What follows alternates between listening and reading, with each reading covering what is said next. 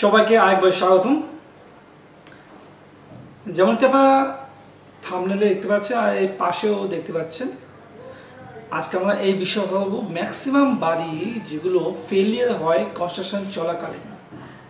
এরকমই দেখবেন কাজ চলতে চলতে কিছু বাড়ি এরকমভাবে ফেলে যায়, কিছু বাড়ি আছে যেগুলো বাড়ি কমপ্লিট করার পরে দেখা যায় কি দেওয়ালে ফাটল ধরছে।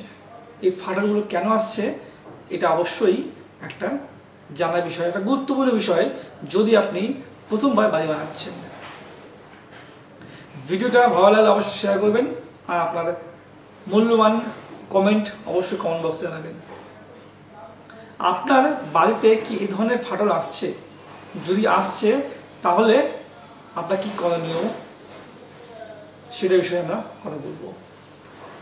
মূলত চারটে বিষয় খুবই লক্ষ্য রাখতে হয় যখন আপনার বাড়ির কাজ শুরু হচ্ছে, মানে ফাউন্ডেশন থেকে স্টার্টিং থেকে খুবই গুরুত্বপূর্ণভাবে চারটে বিষয়কে আপনি মাথায় রাখবেন, তাহলে দেখবেন এই প্রবলেমগুলো আপনার ভবিষ্যতে কখনো আসবে না। তো প্রথমে হচ্ছে কলামের সেটেলমেন্ট। এবার কি হচ্ছে, গ্রামাঞ্চলে বিশেষ করে দেখা যায় এবার বাড়ির কাজ একটা মিস্ত্রি নেয়, এখনকার আমরা রেকমেন্ড করি যে যাতে সবাই কলাম বা পিলার দিয়ে বাড়ি করুক। বিনা পিলার দিয়ে বাড়ি করলে কিন্তু সেটাতে খরচা কম তো হয় না, বরঞ্চ আপনার ওই বাড়ির যে স্ট্রেংথ সেটা অবশ্যই পিলার বাড়ির থেকে কমে থাকে। তো পিলার কত ডিপ দেওয়া হবে? এবার গ্রামাঞ্চলে মিশতে বলে গ্রামে বাড়ি তো এটাকে আর বেশি ডিপ করে কি লাভ আছে? এটাকে আমরা তো 3 ফিট 4 ফিট ডিপ করে দিয়ে দিই ফাউন্ডেশনটাকে, তাহলে যথেষ্ট। কিন্তু এমনটি না, গ্রামের বাড়ি বলে আপনার সে বাড়ির মধ্যে লোড কিন্তু কম হচ্ছে না। একটা টাউনের বাড়ি বা সিটির বাড়িতে যে পরিমাণ কংক্রিট ছাদে লাগবে, যে পরিমাণ ইট লাগবে, যে পরিমাণ লোড পড়বে বাড়ির, আপনার গ্রামের বাড়ির মধ্যে কিন্তু সেটাই পড়বে। তো কোনো জায়গায় কিন্তু কম লোড আসছে না বাড়ির মধ্যে, কারণ সিমেন্ট পরিমাণ সেম লাগছে, পাথর বল সব সেম লাগছে, খালি কি ডিজাইনটা হয়তো একটা নর্মাল করা হচ্ছে, বেশি উচ্চতা করা হচ্ছে না, একটা হয়তো 2তলা বা 3তলা বাড়ি করা হচ্ছে গ্রামাঞ্চলে। তবে ফাউন্ডেশনের সময় সেই জিনিসটা কিন্তু মাথায় রাখা হয় না যে আমি ভবিষ্যতে আরও হয়তো বাড়ি উপরে বানাবো, 2তলা করবো, 3তলা করবো, এই বিষয় কিন্তু চিন্তা ভাবনা আগে থেকে করে না। এখনকারটা চিন্তা করা হয় যে এখন আমি কোনোভাবে 1তলা বাড়ি কমপ্লিট করতে পারলে হলো। তো গ্রামাঞ্চলে এই মনোভাবে হলে কী হচ্ছে, ফাউন্ডেশনটাকে একটু বেশি হালকা করে দেওয়া হচ্ছে, বেশি ডিপ নিয়ে যাওয়া হচ্ছে না। দেখা যাচ্ছে কোনো জায়গায় মাটি ভরাট করা হচ্ছে, হয়তো খাল ডোবা কিছু আছে, সেখানে মাটি ভরাট করে সেখানেই কনস্ট্রাকশনের কাজ করা হচ্ছে। বা হয়তো রাস্তা থেকে নিচু জমি আছে, এখন কি হচ্ছে গ্রামের মধ্যেও গ্রামের ভিতরে ঘিঞ্জি জায়গা ছেড়ে দিয়ে সবাই গ্রামের থেকে একটু বাইরে মেন রোডের দিকে বাড়ি বানাচ্ছে। সেক্ষেত্রে দেখা যাচ্ছে কি রাস্তা আপনার জমি থেকে বেশ একটা উঁচুতে আছে, আর জমি নিচে থাকাতে ফাউন্ডেশনটাকে ডিপ করা হচ্ছে না, বা সেখানে ফিলিং করা হচ্ছে মাটি দিয়ে বালু দিয়ে, তারপরে ফাউন্ডেশন তোলা হচ্ছে। তো ফাউন্ডেশনটাকে ডিপ করা হচ্ছে না, এটা কিন্তু সব থেকে বড় রিজন আপনার কলাম ফেলিয়ার বা কলাম সেটেলমেন্টের। মনে রাখবেন যেই জায়গাতে আপনি বাড়ি করছেন সেখানে যদি আপনি আগে থেকে মাটি ফিলিং করছেন, তাহলে মিনিমাম 10 থেকে 15 বছর আপনাকে ওয়েট করতে হবে মাটি ফিলিং করার পরে বাড়ি করার জন্য। আর না হলে আপনাকে কী করতে হবে, আপনার যে পুরনো মাটি গ্রাউন্ড লেভেল যেটা আপনার পুরনো মাটি ছিল, সেই মাটির থেকে নিচে আপনাকে ফাউন্ডেশন দিতে হবে 4 থেকে 5 ফিট।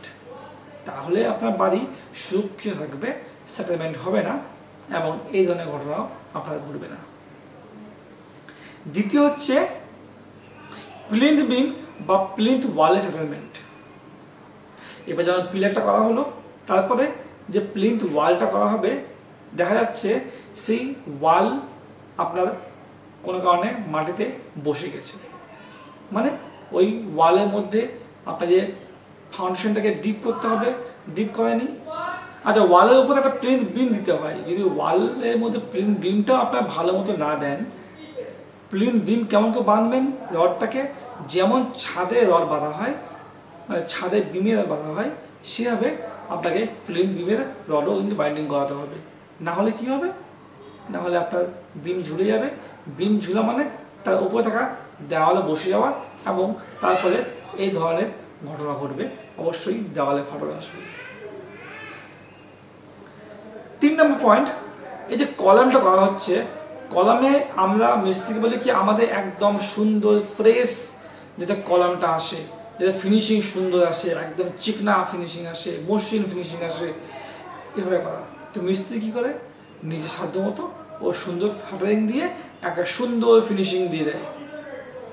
এখনকার দিনে যেটা হচ্ছে লোহার বা সিট দিয়ে শাটারিং তৈরি করা হচ্ছে কলামের জন্য, এটা কি হচ্ছে আপনার কলামের ফিনিশিং দুর্দান্ত সুন্দর ফিনিশিং আসছে।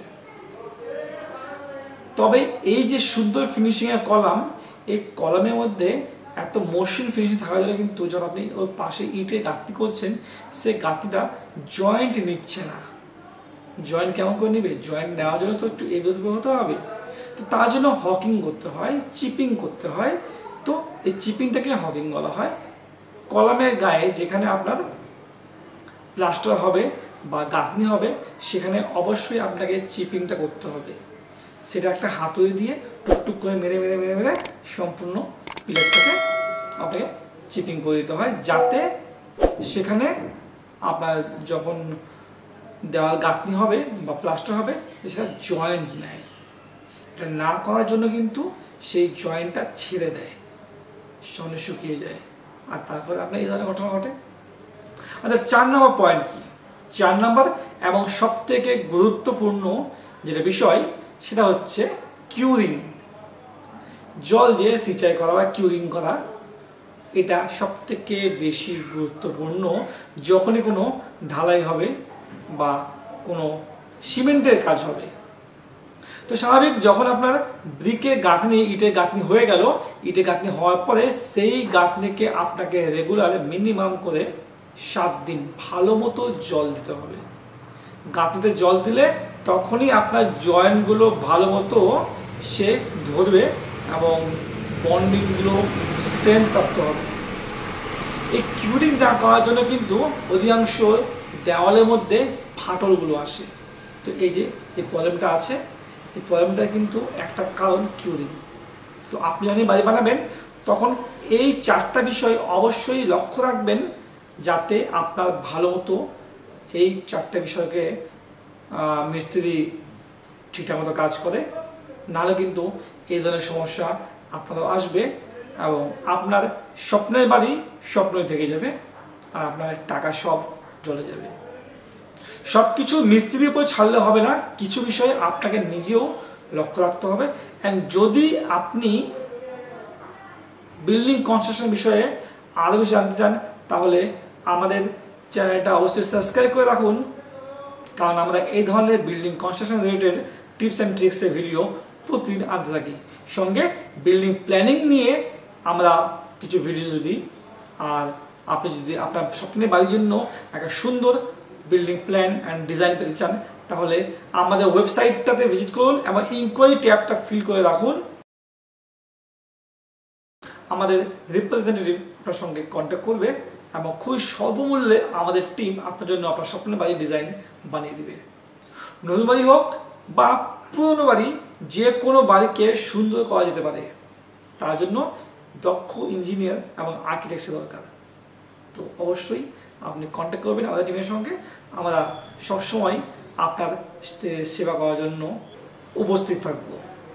আজকে পর্যন্তই, আবার দেখা হচ্ছে নতুন একটা ভিডিওতে নতুন কিছু ইনফরমেটিভ টপিক নিয়ে। ততদিন ভালো থাকবেন, সুস্থ থাকবেন।